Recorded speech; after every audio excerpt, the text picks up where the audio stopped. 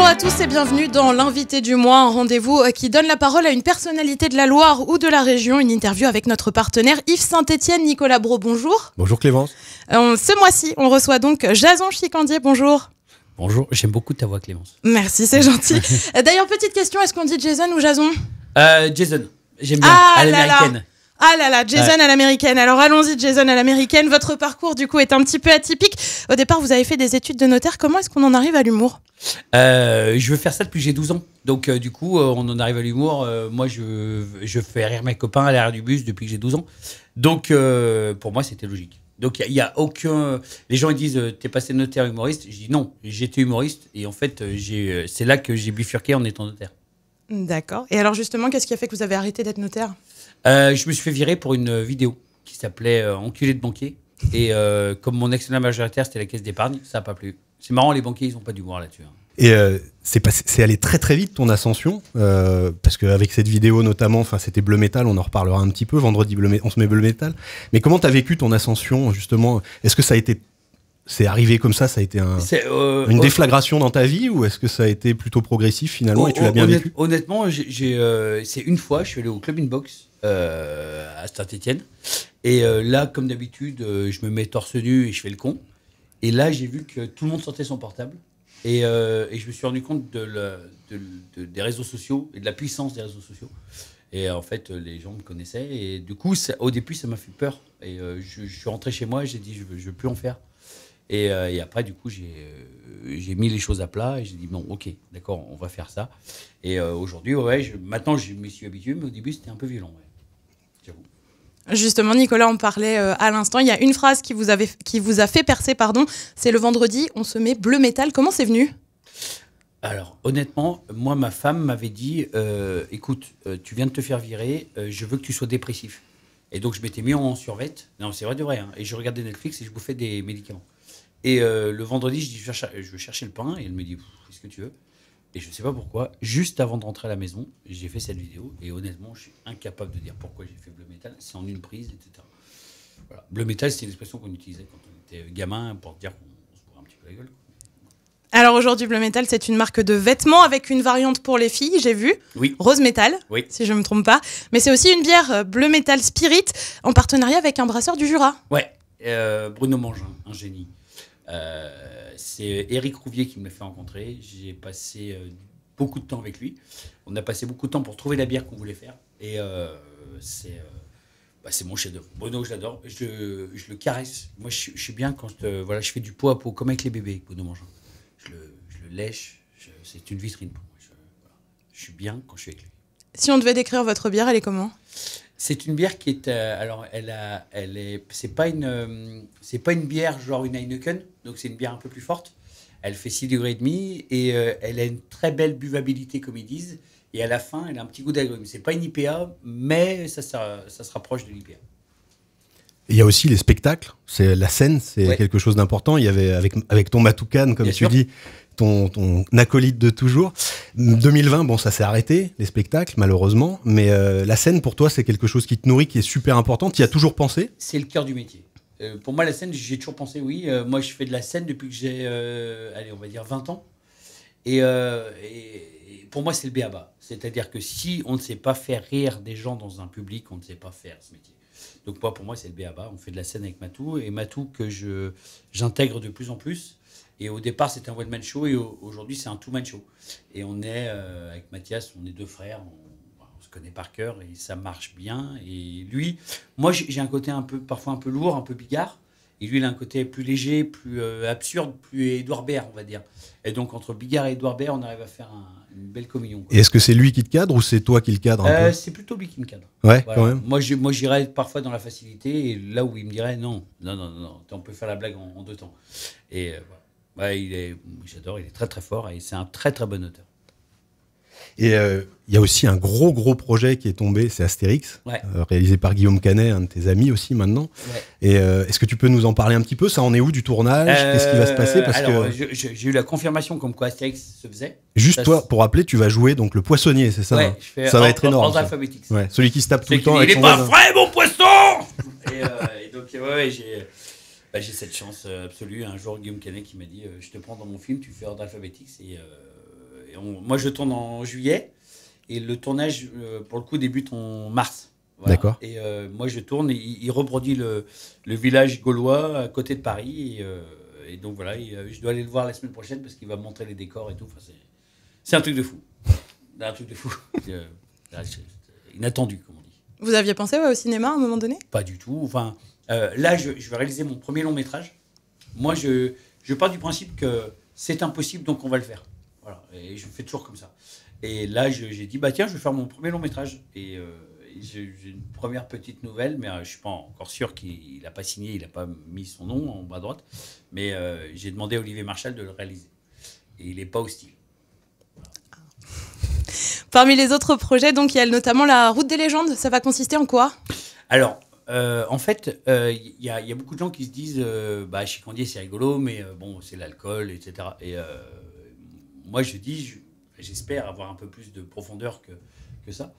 Et du coup, moi, je suis un passionné de sport, je suis un passionné des gens, etc.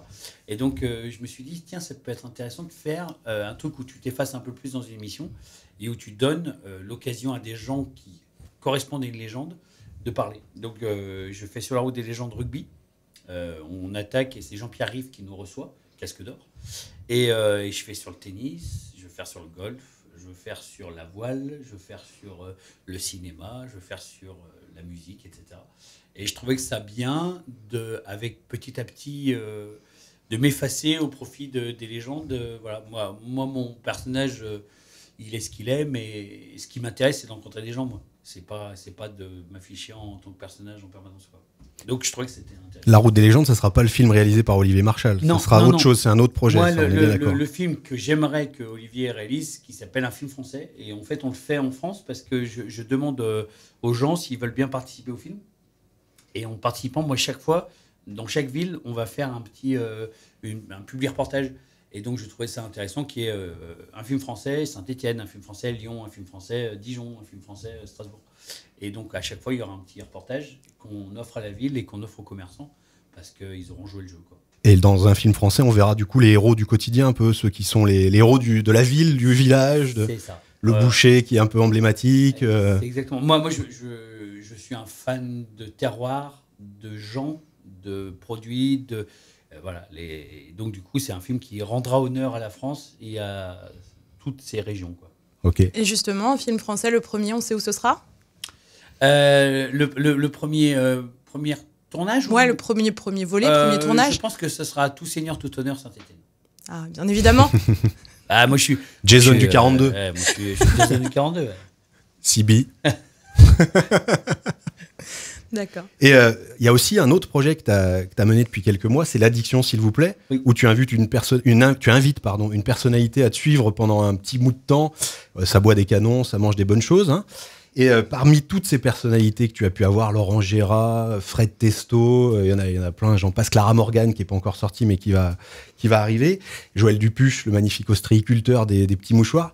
Lequel t'as le plus marqué pour le moment? Et lequel t'as le plus... C'est une question peut-être un peu bizarre, mais non, parce qu'ils sont tous extraordinaires. Non, mais c'est pas bizarre. Je suis resté très très proche de Bruno Solo, que j'ai pratiquement tous les 2 jours au téléphone.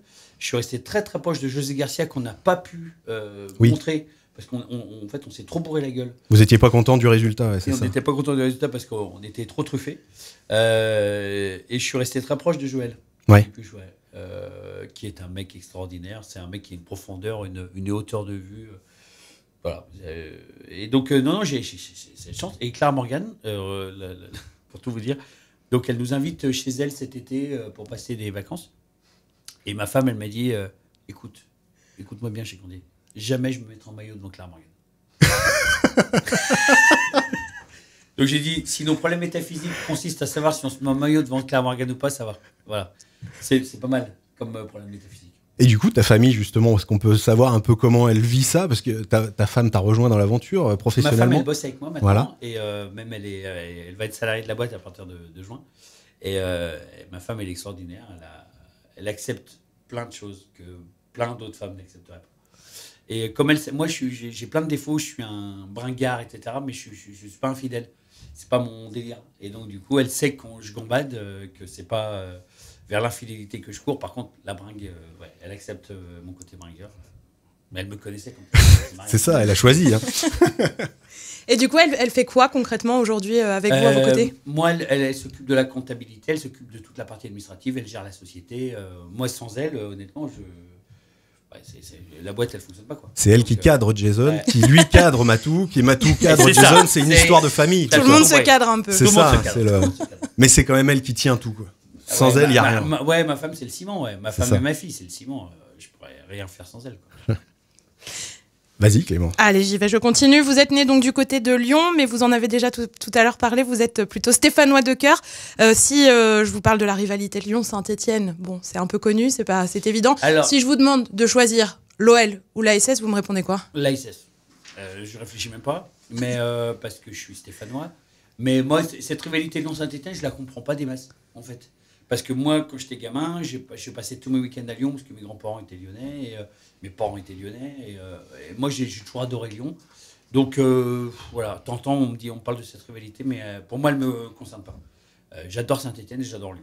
Et qu'est-ce qui fait que vous aimez Saint-Etienne? Parce que c'est assez atypique, en effet, d'avoir quelqu'un né plutôt du côté de Lyon qui se revendique stéphanois. J'adore Saint-Etienne parce que j'y ai tous mes amis. C'est là où j'ai vécu mes plus belles émotions. J'ai roulé ma première pelle à Saint-Étienne. J'ai couché avec une première femme à Saint-Étienne. Voilà, Saint-Étienne, pour moi, ma première petite amie était Stéphane. Enfin, Saint-Étienne, c'est ma ville de cœur, c'est ma ville d'émotion, c'est ma ville de copains, c'est ma ville d'amitié, de tout. Et voilà. Donc, c'est pour ça que Saint-Étienne, je l'aurai toujours au fond du cœur. Et surtout, à Saint-Étienne, il y a un truc qu'il y a peu dans d'autres villes, c'est qu'il y a un vrai mélange de culture, je trouve. Dans le sens où on peut avoir un plombier avec des chaussures de sécurité et un chirurgien, et ils font la bringue ensemble parce que la fête est tellement importante à Saint-Etienne que c'est une valeur cardinale, et j'adore ça. C'est rare d'avoir autant de mélange, je trouve, culturel dans une ville. C'est un peu comme dans le nord de la France où tu as eu la chance de vivre. Ouais. C'est un peu, on dit souvent ça, qu'il y a des liens. Clémence connaît aussi le nord de la France. Exactement, le nord, ouais. La ville qui se rapproche le plus de Saint-Etienne, c'est Valenciennes, où j'ai travaillé. Et c'est pareil. C'est des gens, en fait, c'est compliqué. Il y a plus d'industrie, il y a plus de machin. Il y a encore un peu de pognon parce que c'est des villes malgré tout bourgeoises. Et c'est des gens qui ont envie de se retrouver et faire la bringue. Et alors là, ils font la bringue. Mmh. Ouais, il y a une convivialité assez rapidement. Moi, à Saint-Etienne, j'étais allé, une fois, c'était un descendant de Guichard, donc c'était casino, tout ça. Et il faisait la bringue avec un mec qui avait une jambe de bois, et qui était à la Cotorep. Et ça, c'était Saint-Etienne. C'est parce qu'ils avaient une passion commune, le produit, le vin blanc. Et t'es pas très foot, non. Même si t'as dit que tu aimais bien la SS plus que l'OL, mais bon, je sais que t'es pas très foot. Mais t'as quand même été... c'est plus le rugby, finalement, qui se rapproche de toi. Oui, pas le foot, alors que tu es stéphanois. Et t'as eu l'occasion, par exemple, de commenter à ce que tu me disais, un match du Loup, ouais. Donc le Lyon Olympique Rugby, et alors que toi, t'y connais strictement rien en rugby. Moi, pas plus qu'en foot. Je connais que dalle. C'est ça. Mais dans le rugby, ils sont beaucoup plus ouverts. Et donc, moi, je leur ai dit, j'ai dit, moi, j'y connais rien. Ils m'ont dit, c'est pas grave, tu feras le trublion, voilà, tu feras les blagues. Et donc maintenant, je commente des matchs de rugby au Loup, et là, j'en recommente un le 30 janvier. Et tu commences à connaître les règles ou pas alors? Ouais, un peu. Un peu quand même, ouais. Les noms, les joueurs, ça va. Les joueurs, un peu les règles, et surtout, après, on fait la bringue avec les joueurs, et il y en a un, et je lui ai dit, mais c'est quoi ton projet? On dirait le nain dans le Seigneur des Anneaux. Donc, il arrive, le mec, il est roux, il est violet, et il a une beubare comme ça, et il s'était tapé une bouteille de whisky à l'apéritif, il bougeait pas. Et là, il me dit comme ça, il me dit, t'apprendras à me connaître. Là, j'ai dit, tu me fais rêver. Ça, c'est un seigneur. Hein. Là, pour le coup, comme tu les appelles. Non, j'aime beaucoup parce que on dit le football, c'est un sport de brut. Non, c'est un sport de gentleman. Je par des brutes. Et le rugby, c'est l'inverse. Et c'est tellement ça. Et dans le rugby, ils sont intelligents, ils sont fins, ils adorent en plus l'autodérision. Moi, j'adore ce sport. Ça colle un peu, voilà, à ce que tu cherches à mettre en avant, c'est ce côté convivial. Ouais, totalement. Ok. Du rugby commenté par Chicandier, ça reste décalé, bien sûr. Alors moi, je dis que de la merde. Je ne sais pas dire autre chose. Hein. Je ne parle pas de technique. Par contre, je dis, qu'est-ce qu'il fait le gros monsieur violet voilà, dans la pourquoi il a sa tête dans les fesses de son copain? Alors on dit, non, là, c'est une mêlée, ça n'a rien à voir. C'est très technique, c'est très Il y professionnel. a moins les termes Ça reste techniques. professionnel. Ça reste professionnel, voilà. Est-ce qu'il y a une activité surprenante, quelque chose d'insolite qu'on ne sait pas à propos de Chicandier aujourd'hui? Alors, oui, c'est ma femme qui m'a mis au... Elle fait un régime boulgour quinoa et elle m'a dit accompagne-moi. Et du coup, dans la semaine, il m'arrive de manger de la merde, comme ça, boulgour, quinoa, tout ça. Elle me dit thème, je dis non. Mais Tofu aussi, non? Je t'accompagne. Non, oui. Tofu, Oui, tofu, baie de ouais. goji. Ouais. Oh, J'aime c'est pas si mauvais quand même, voyons. Si, c'est dégueulasse. Si, Clémence, on va pas se mentir, c'est dégueulasse. Mais je le fais par amour de ma femme. C'est bien cuisiné. Non. Même pas? Non, parce qu'en fait, ma femme, elle déteste ces produits-là, donc elle les cuisine mal en plus. Ah oui, d'accord. Ouais, donc oui, vous non. êtes tous les deux contre ça, en fait, mais vous le faites par obligation. Ouais, on n'est pas dans l'amour. Par contre, le samedi, là, je lui dis, je passe chez le boucher, laisse-moi faire. On arrête les bêtises maintenant. On arrête les bêtises. Et si on revient un peu sur ton passé stéphanois, mais tu connais encore bien Saint-Étienne, quels sont tes spots que tu préfères? Quand tu reviens à Saint-Étienne, quels sont les spots que tu aimes aller voir? Alors moi, je vais beaucoup plage Jean Jaurès l'été, parce qu'en plus, ils ont mis le petit truc en terrasse là, qui est sympa. Donc je vais chez mon pote Claret. Là, par exemple, je vais à Demain-les-Vins. Demain-les-Vins, anciennement sur la place du Méliès. C'est un pote qui tient ça. Et il a des vins extraordinaires. Et voilà, c'est plutôt ça. Et puis, plage Chavanel, il y a mon copain qui a la bouche pleine.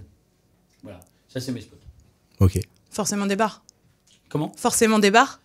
Moi, j'aime bien quand les gens sont violets, j'aime bien quand les gens sont larges, j'aime bien quand les gens sont alcooliques, j'aime bien quand ils ont le cul plat et le bide un peu large. Ouais. Plutôt les PMU, quoi. Moi, les PMU, c'est le kiff. Moi, c'est le kiff, ouais. Bar de la Poste dans un village, ouais, là, j'adore. Quand il y a Pépé qui arrive et qu'il est bien alcoolique, bien imbibé et qui prononce pas une voyelle, j'adore. Très bien, merci Jason Chicandier d'avoir été avec nous et de nous avoir répondu. Mais merci à vous, c'était un vrai plaisir de partager ce moment avec vous. Et puis Nicolas, nous on se retrouve le mois prochain avec un autre invité. Super, merci Clémence.